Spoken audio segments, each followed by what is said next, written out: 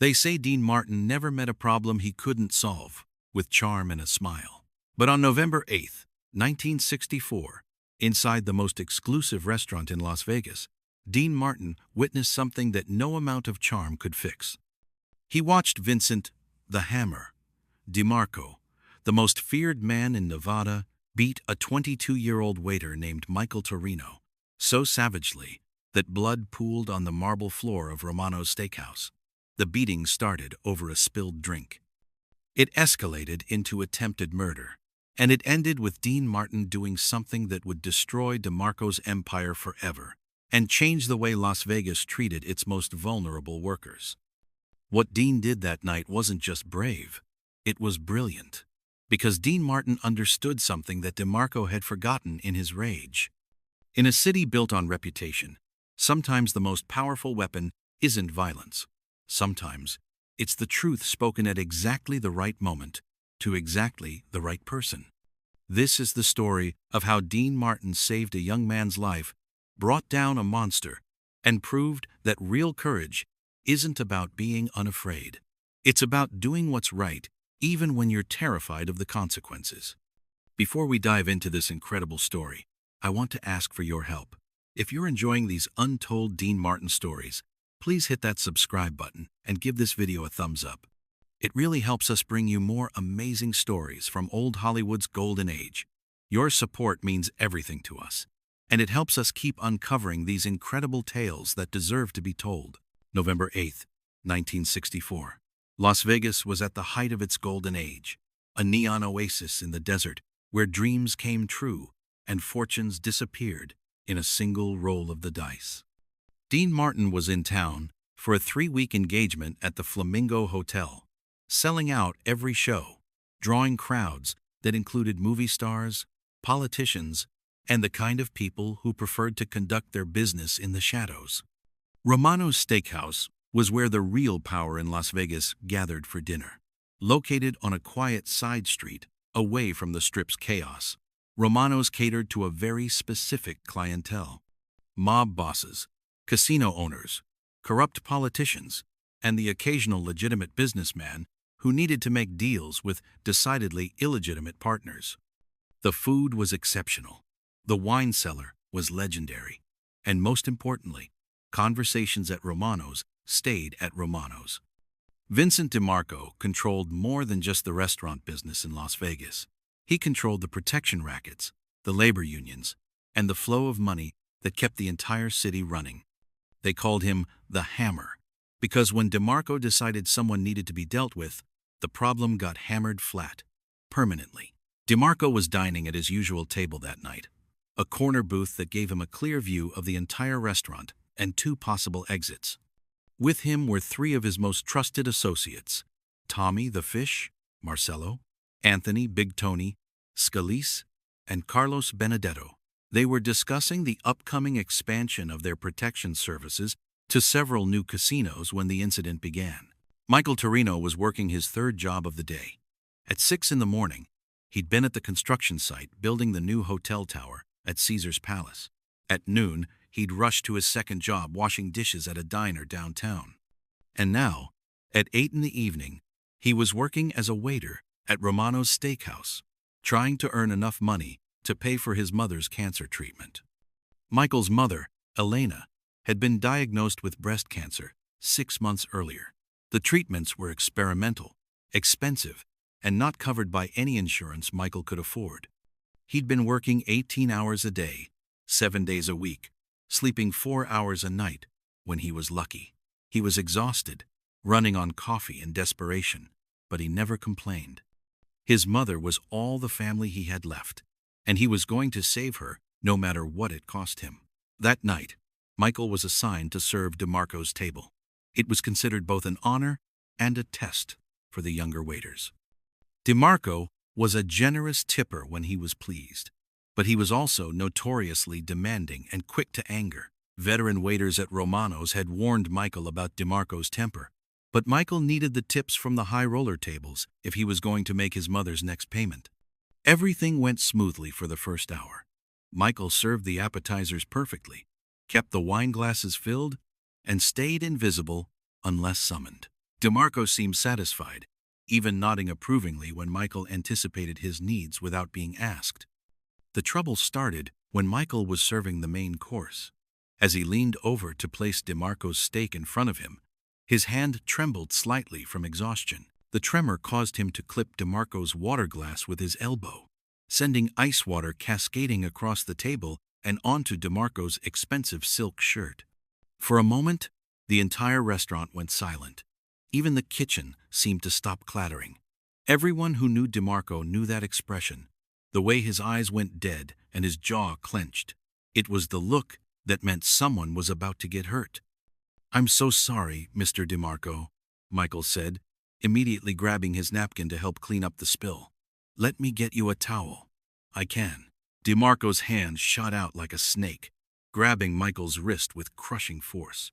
"You clumsy little bastard," he said quietly, his voice carrying the promise of violence. "Do you know what this shirt cost?" Michael's face went pale. "Sir, I'll pay for the dry cleaning. I'll—" $200, DeMarco said, standing up slowly. "This shirt cost me $200, and now it's ruined because you can't do your job." Michael's eyes widened. $200 was more than he made in a week at all 3 jobs combined. "Mr. DeMarco, please, I'll find a way to pay for it, but right now I can't." "You can't what?" DeMarco's voice was getting louder, drawing the attention of every diner in the restaurant. "You can't afford to replace what you destroyed?" "I'm trying to save money for my mother's medical bills," Michael said desperately. "She has cancer, and the treatments cost." DeMarco's laugh was cold and ugly. "Your mother's cancer is my problem now? You think I care about your sob story?" That's when Dean Martin walked into Romano's Steakhouse. Dean had finished his show at the Flamingo and decided to grab a late dinner. Romano's was known for having the best steaks in Vegas, and Dean was looking forward to a quiet meal before heading back to his hotel. He walked in wearing his usual after-show attire, a perfectly tailored dark suit, white shirt, and understated tie. As always, he looked effortlessly cool and completely relaxed. But as Dean scanned the restaurant for an empty table, he immediately sensed the tension. The entire dining room was focused on the confrontation happening at DeMarco's corner booth. Dean recognized DeMarco immediately. Everyone in Vegas knew the Hammer by sight, and he could see the young waiter standing there trembling, trying not to cry. Dean took a seat at a table with a clear view of what was happening, ordered a scotch from a nervous passing waiter, and watched as the situation escalated. DeMarco grabbed Michael by the shirt collar and jerked him closer. "You know what I think about people who can't afford to clean up their own mistakes?" he said, his voice now loud enough for the entire restaurant to hear. "I think they're worthless. I think they don't deserve to work in a place like this." "Please, Mr. DeMarco," Michael whispered. "I need this job. My mother, she's dying, and I'm the only one who can." "Your mother should have raised you better," DeMarco snarled. Then he did something that made the entire restaurant gasp. He slapped Michael across the face with the back of his hand. Hard. The sound echoed through the restaurant like a gunshot. Michael staggered backward, his cheek already swelling, tears of pain and humiliation streaming down his face.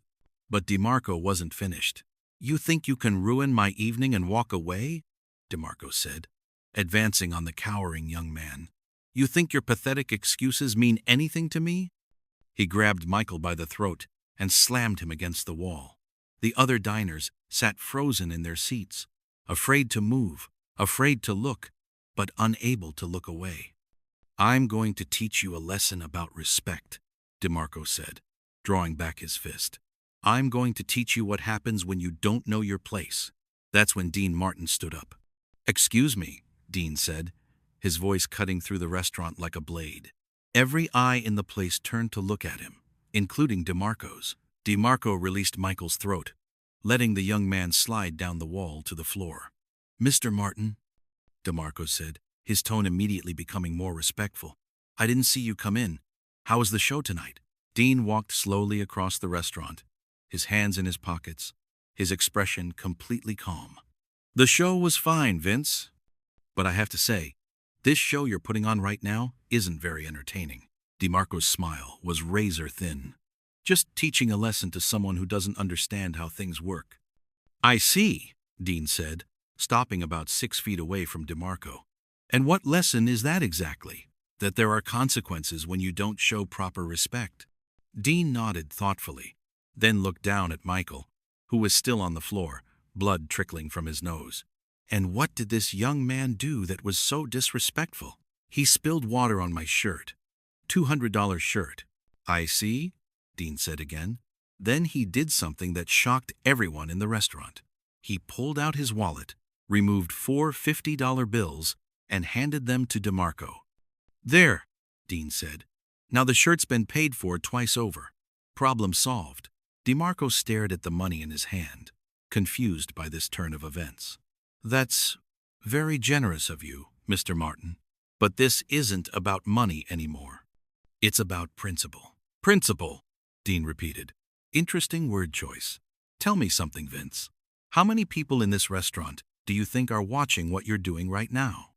DeMarco looked around the dining room. Every table was staring at them, some people half risen from their chairs, others with their hands covering their mouths in shock. I'd guess about 40 people, Dean continued conversationally. 40 witnesses to Vincent the Hammer DeMarco beating up a 22-year-old waiter whose mother is dying of cancer. 40 people who are going to go home tonight and tell their friends about what they saw. DeMarco's expression began to change. What's your point? My point is this, Dean said, his voice still calm but now carrying an edge of steel.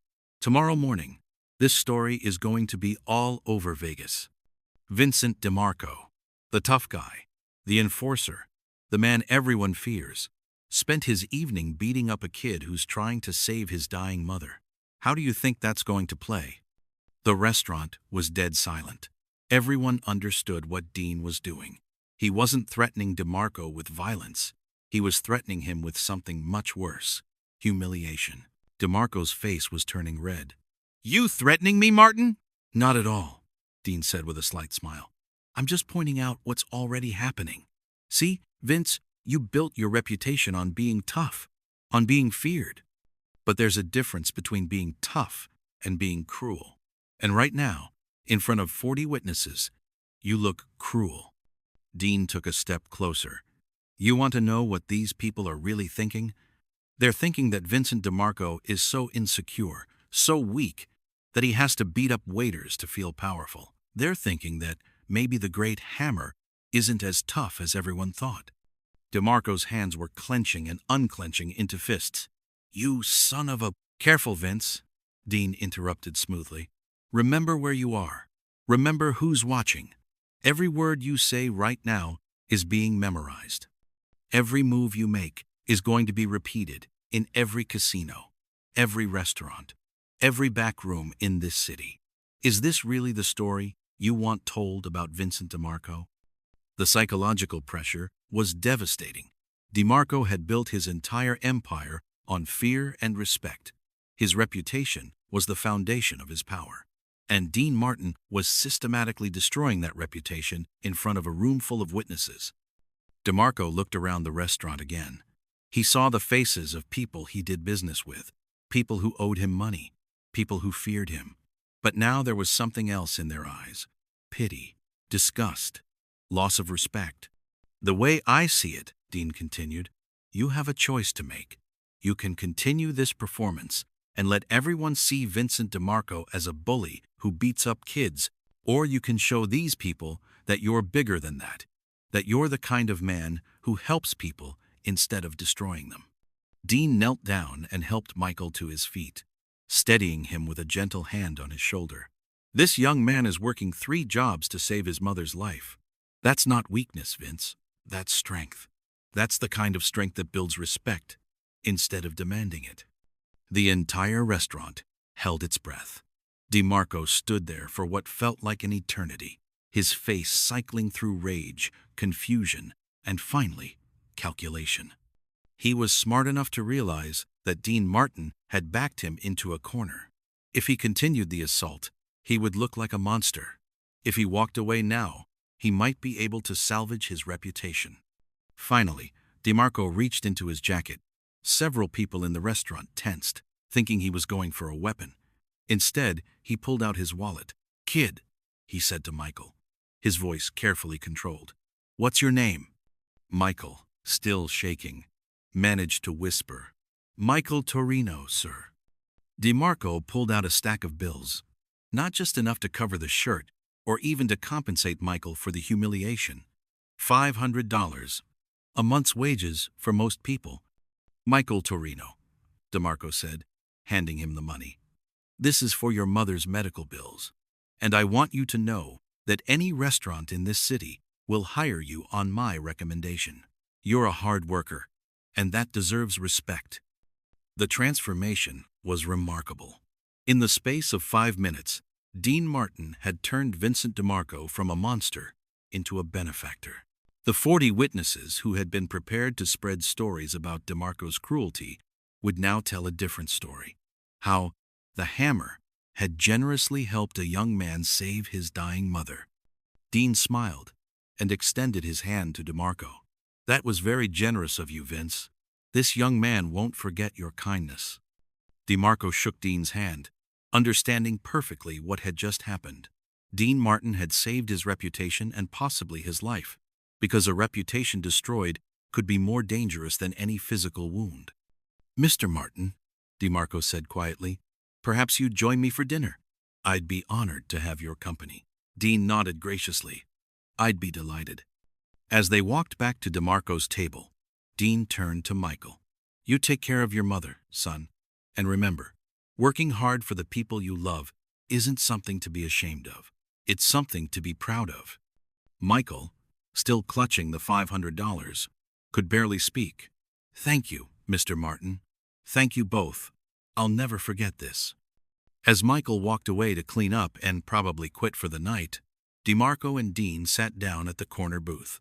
DeMarco poured Dean a glass of wine and studied him with new respect. "That was brilliantly done," DeMarco said quietly. "You backed me into a corner without throwing a punch. I didn't want to fight you, Vince. I just wanted to help that kid. By humiliating me in public?"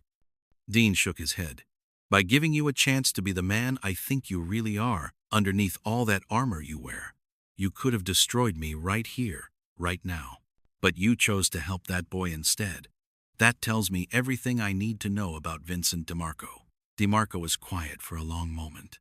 "You know, my father was a waiter in New York before he got into this business.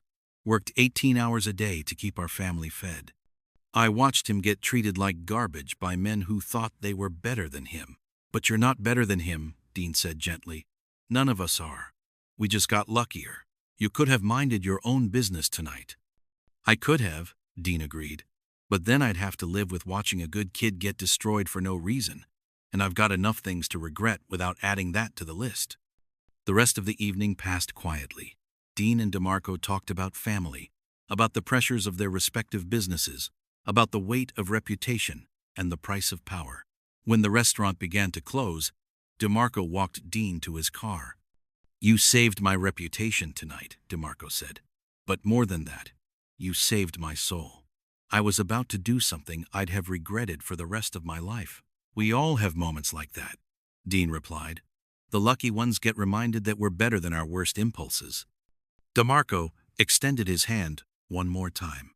"If you ever need anything in this town, anything at all, you call me. Vincent DeMarco owes you a debt that can never be repaid." Dean shook his hand and smiled. "Just keep being the man you were tonight. That's payment enough." The story of what happened at Romano's Steakhouse spread through Las Vegas like wildfire, but not the way it might have. Instead of a story about Vincent DeMarco's brutality, it became a story about his unexpected generosity. The 40 witnesses told their friends about how the hammer had helped a young man save his dying mother. DeMarco's reputation actually grew stronger, not weaker. But the real changes happened behind the scenes. Within a week, DeMarco had instituted new policies for all the businesses under his protection. Workers who were injured on the job would receive medical care and compensation. Employees who were supporting sick family members would be given preference for overtime and better shifts. Bosses who mistreated their workers would answer to DeMarco personally. Michael Torino's mother received the best cancer treatment available in 1964. The experimental therapy worked, and Elena Torino lived for another 23 years. Michael used the money DeMarco had given him, not just for medical bills, but to put himself through college. He became a doctor, specializing in oncology, dedicating his career to treating patients who couldn't afford expensive care. Dean Martin never spoke publicly about what happened that night at Romano's, but word spread through the entertainment community. Other performers began to understand that their fame carried responsibility, that their voices could protect people who had no voice of their own. Vincent DeMarco's empire continued to grow, but it grew differently. He became known as a man who was tough but fair, someone who protected the working people in his territory instead of exploiting them. When he died in 1987, hundreds of people attended his funeral. Not just fellow gangsters, but waiters, construction workers, and casino employees whose lives he had touched. The true measure of what happened that night wasn't in the money DeMarco gave to Michael Torino. It wasn't even in the policies that changed or the lives that were improved. The true measure was in a moment of recognition, when one man helped another remember his own humanity. Dean Martin could have walked away. He could have minded his own business, finished his dinner, and gone back to his hotel room. Instead, he chose to stand up for someone who couldn't stand up for himself. He chose to risk his own safety and reputation to protect a stranger. But Dean Martin understood something that many people never learn. Real power isn't about what you can do to other people. Real power is about what you can do for other people. And on November 8, 1964, in an exclusive Las Vegas restaurant, Dean Martin used his power to save not one life, but two. He saved Michael Torino from a beating that could have killed him, and he saved Vincent DeMarco from becoming a monster. Because sometimes, the most important battles aren't fought with fists or weapons. Sometimes, they're fought with words, with courage, and with the simple refusal to let evil triumph when you have the power to stop it. That's the Dean Martin story that should be remembered. Not just the entertainer, not just the cool guy with the drink and the smile, but the man who stood up when it mattered. The man who understood that fame without conscience is worthless, and that the true test of character isn't how you treat your equals, but how you treat those who can't fight back. In that moment at Romano's Steakhouse, Dean Martin proved that sometimes the most powerful thing you can do is simply refuse to look away when someone needs help. And that's a lesson worth remembering long after the last note is sung and the final curtain falls.